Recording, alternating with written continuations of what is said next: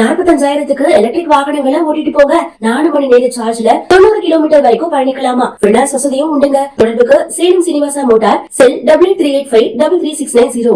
அண்ணாமலை பொறுத்தளவு நாட்டுடைய பாதுகாக்கக்கூடிய நீங்க ஒரு பேட்டியில சொன்னது மாதிரி நாட்டுடைய பாதுகாக்கக்கூடிய ஒரு கட்சியுடைய சார்பாகவே ஒரு போராட்டமா ஆர்ப்பாட்டம் நடந்துட்டு இருக்குது.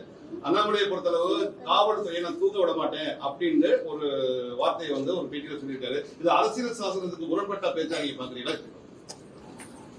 அது இல்ல, காவல்துறை ஒரு தம்பிகிட்ட நம்ம கேட்கறது, கெஜ்ரிவாலுக்கு எதிராக இந்த மது வழக்கில் வரும்போது நீங்க போராடினீங்களா? இல்லை, நடவடிக்கை எடுத்தீங்க. அங்க தெலுங்கானால ஐயா சந்திரசேகர மகன் இதே மாதிரி குற்றச்சாட்டு வரும்போது நீங்க போராடினீங்களா? நடவடிக்கை எடுத்தீங்களா? நடவடிக்கை எடுத்தீங்க. இங்கே ஏன் நீங்க போராடிட்டு இருக்கீங்க? நடவடிக்கை எடுக்காம. அதிகாரமற்ற பிள்ளைகள் நாங்க போராடுறது சரி, நடவடிக்கை எடுக்க வேண்டிய உயரத்தில் இருக்கு. நீங்களும் இந்த போராடிட்டு இருக்கிறது அது ஏற்புடையதில்லை.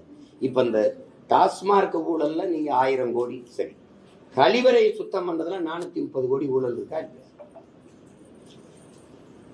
அதுவும் போய் குற்றச்சாட்டா? எப்படி சொல்லுங்க, அதுவும் போய் குற்றச்சாட்டு. சரி, அதை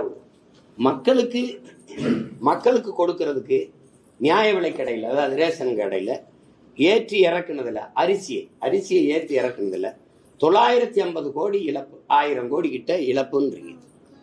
இந்த கை கிட்ட அள்ளி ஏற்றி இறக்குனீங்களா இல்லை மூடையில கட்டி தானே ஏற்றி இறக்குனீங்க? அதில் சும்மா ஒரு 20,000 30,000 ஒரு 5 லட்சம் 10 லட்சத்துக்கு இழப்பு வந்துடுச்சு அப்படின்னா கூட மனசாரி. 1000 கோடிக்கு நீ அரிசியை ஏற்றி இறக்குனதுல அது சிந்திடுச்சு அப்படின்னா இது எந்த மாதிரி நீங்க எடுத்துக்குவீங்க? இதெல்லாம் யாருமே நீங்க பேச மாட்டீங்களே.